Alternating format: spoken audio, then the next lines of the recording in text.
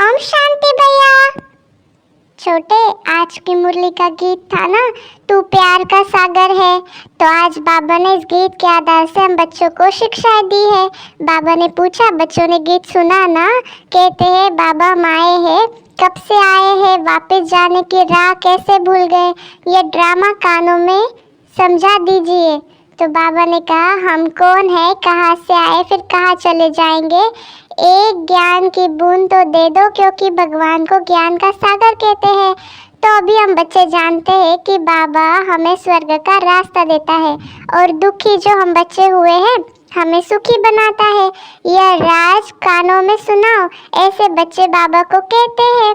तो बाबा ने कहा, मैं प्रेम का सागर हूँ, शांति सुख संपत्ति का भी सागर हूँ और आप बच्चों को रास्ता दिखाता हूँ। तुम आदि में कौन थे, फिर मध्य में क्या हुआ, भक्ति मार्ग में क्या हुआ, अंत में क्या हुआ, ये सारी बातें बेट भगवान ही हम बच्चों को सिखाता है। तो बाबा ने हम बच्चों को याद दिलाया है कि अभी जिनका विनाश काले विपरीत बुद्धि यूरोपवासी हो और तुम्हारी बुद्धि योग बाघ के साथ लगा है। तो मैं मुसलमान हूँ, हिंदू हूँ, बौद्धी हूँ, ये सब देह के धर्म है। आत्मा तो आत्मा है ना छोटे, इसलिए बाबा ने कहा कि देह के सब धर्म छोड़ अपने को आत्मा समझो। ये देह को भी भूल जाओ और देह के संबंधी भी भूल जाओ, सबको भूलो। मैं आत्मा हूँ, सब ब्रदर से एक बाप है, बस इतना ही याद रखना है छोटे। हाँ भैया, आज बाबा ने ये जो गीत का अर्थ समझाया है कुछ अलग ही समझाया है। बाबा प्यार से कह रहा है कि बच्चे कहते हैं बाप को कि मेरे कानों में सुनाओ बाबा, हम कहाँ से आए हैं, क्या कर रहे हैं, कहाँ जाने वाले हैं, इन सब का अर्थ हमें बाबा ने बताया है ना भैया। तो बाबा ने हमें ये भी बताया है कि देह के धर्मों को भूल जाना है, जो भी हम धर्म के हैं वो भूलना है, सिर्फ आत्मा हूँ, शांत स्वरूप हूँ, शांति धाम का रहने वाला हूँ। और भैया हम सब ब्रदर से इतना ही याद रखना है, सब कुछ भूल जाना है। ये तो बहुत अच्छी बात है भैया, वैसे भी मनुष्य का स्वभाव तो भूलने वाला ही होता है, कुछ काम बताओ भूल जाते हैं। मैं भी भैया, मुझे कुछ भी बात बताओ थोड़ी देर के बाद मैं भूल जाता हूँ, लेकिन बाबा तो कह रहा है अपने देह को भी भूलो। ये कुछ नई बात है भैया, इसमें ही मेहनत करनी पड़ेगी। हाँ छोटे, आज बाबा ने हम बच्चों को ये भी कहा है कि कुमारी वह जो 21 कुल का उद्धार करे। कुमारी की मान शान होती है, भारत में सारी दुनिया का उद्धार कर रही है अभी कुमारियाँ। तो बाबा ने कहा कि शिव बाबा के बच्चे तो कुमार भी है। भाई बहन तब होते हैं जब प्रजापिता ब्रह्मा की औलाद बनते हैं। तो तुम बच्चों को ज्ञान है, हम सब भाई भाई है, सब पुकारते हैं पतित पावन आओ, लिबरेट करो, गाइड करो, हमें वापस ले जाओ। तो बाबा हम बच्चों का फ्यूचर बनाने आया है। बाबा ने कहा पास्ट से प्रेजेंट और प्रेजेंट फिर फ्यूचर में बदल जाएगा। तो अच्छा अभी बीच में क्या है, हम कैसे गिरे, ये हम किसी को भी पता नहीं है। तो बाबा ने कहा भविष्य में तुमको देवता बनाने आया हूँ, इसमें कोई डिफिकल्ट बात नहीं है, सिर्फ बाप को याद करना है। बाबा ने कहा हमारी नैया जो डूबी हुई है उनको क्षीर सागर में ले चलो। भगवान को खिवैया और बागवान भी कहते हैं ना, तो अभी वो भगवान हमें पार ले जा रहा है और वो कांटों के जंगल को फूलों का बगीचा बना रहा है। हाँ भैया, देखो ना, कोई बागवान होता है तो वो एक बगीचा ठीक करेगा, उसका ध्यान रखेगा, सुबह से रात तक देखेगा किसी पत्ते पर कोई इन्फेक्शन है या क्या है, वो बार बार उसको ठीक करता है, खराब पत्ते निकाल देता है, हर चीज का ध्यान रखता है भैया। वैसे ही बाबा हम बच्चों को फूलों का बगीचा बनाकर दे रहा है और हम बच्चों को भी फूल बना रहा है। तो भैया दिन रात बाबा हम पे ध्यान रखता है, हमें बदलता है, हमारी केयर करता है, क्योंकि वो केयर टेकर है ना भैया, इसीलिए वो बागवान है भैया। हाँ छोटे, आज बाबा ने रावण को भी याद किया है कि भक्ति मार्ग में रावण को हर वर्ष जलाते, परंतु वो मरता ही नहीं है। तो रावण तुम्हारे आगे जैसे अभी मर गया है। रावण राज्य खत्म होना है। 5 भूतों का सिर काटा जाता है ना, तो पहले पहले काम के सिर को काटना है। काम ही महाशत्रु है। बाबा ने कहा इन पर विजय पाएंगे तो विश्व पर भी विजय पा लेंगे।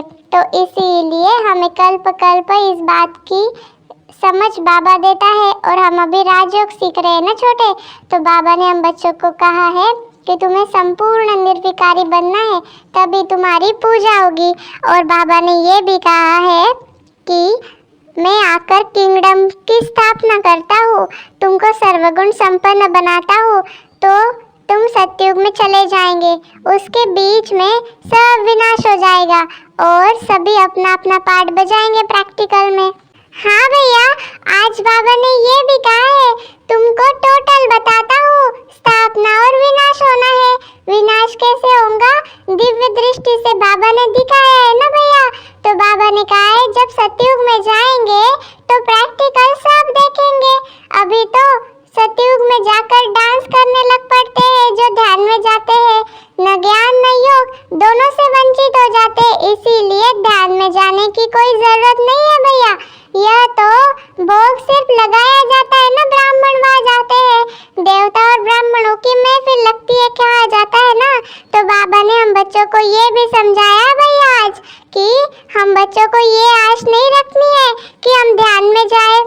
और ये भी कहा है कि सतयुग में कोई लड़ाई झगड़े तो होते ही नहीं। और भैया बाबा ने ये भी कहा है कि सतयुग में बहुत सुख होता है। शादी के पहले जैसे कन्या फटा हुआ कपड़ा पहनती है ना, जिसको वनवाह कहते हैं, तो बाबा ने कहा तुम्हारे पास भी अभी क्या है? कुछ भी नहीं है, ठिक्कर बित्तर है। जो जेवर आदि तुम पहनते हो वो तो कोई काम की ही नहीं है। तो बाबा ने कहा वो तो शादी में जाना पड़ता है तो जेवर आदि भले पहनो, मना नहीं है, नहीं तो कहेंगे विधवा है, जेवर नहीं पहनती। इसलिए बाबा ने कहा है नाम बदनाम नहीं होना चाहिए, दुनिया की रस्म रिवाज भी निभाओ, लेकिन बाबा को ही याद करना है। भले जाना है लेकिन याद करना है बाबा को। और भैया ये भी कहा बाबा ने कि बाप को भूलेंगे तो कर्मेंद्रियां चंचल होंगी। हाँ छोटे, आज बाबा ने ये भी बताया है कि कर्मेंद्रियां की चंचलता से बचना चाहिए और शास्त्रों में बहुत सारी बातें भूल कर दी है। तो सबसे बड़ा कांटा है काम विकार। और हाँ छोटे, बाबा ने ये भी कहा है कि बहुत सारे ऐसे लोग आते हैं कि जो बाबा के बनते हैं लेकिन फिर बाद में भाग जाते हैं क्योंकि माया आ जाती है। हाँ भैया, आज बाबा ने ये भी कहा है कि आपके पास जो भी है ईश्वर का दिया हुआ कहते हैं ना, फिर भी भूल जाते हैं भगवान को। कोई भी उल्टा सुल्टा खर्चा कर पाप आत्मा बन जाते हैं। ब्रह्मा बाबा ने भी पहले ट्रस्टी बनाए, सब कुछ ईश्वर अर्पण कर दिया, बस किसको भी कुछ नहीं दिया था। तो ईश्वर के अर्थ किया तो ईश्वर के काम में ही लगाना चाहिए ना, शरीर निर्वाह अर्थ तो होता ही है।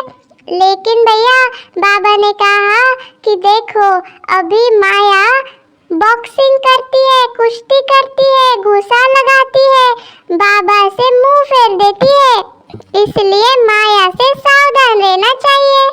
हाँ छोटे, आज बाबा ने हम बच्चों को ये वरदान दिया कि डबल लाइट बंद कर्मातीत अवस्था का अनुभव करने वाले कर्मयोगी भव। स्लोगन में कहा जिनकी दिल बड़ी है उनके लिए असंभव कार्य भी संभव हो जाते। अच्छा, ओम शांति। आप सभी को हम छोटे बड़े की कॉन्वर्सेशन कैसी लगी जरूर कमेंट्स करें। इस चैनल को लाइक, सब्सक्राइब, शेयर करना मत भूलिएगा। ओम शांति।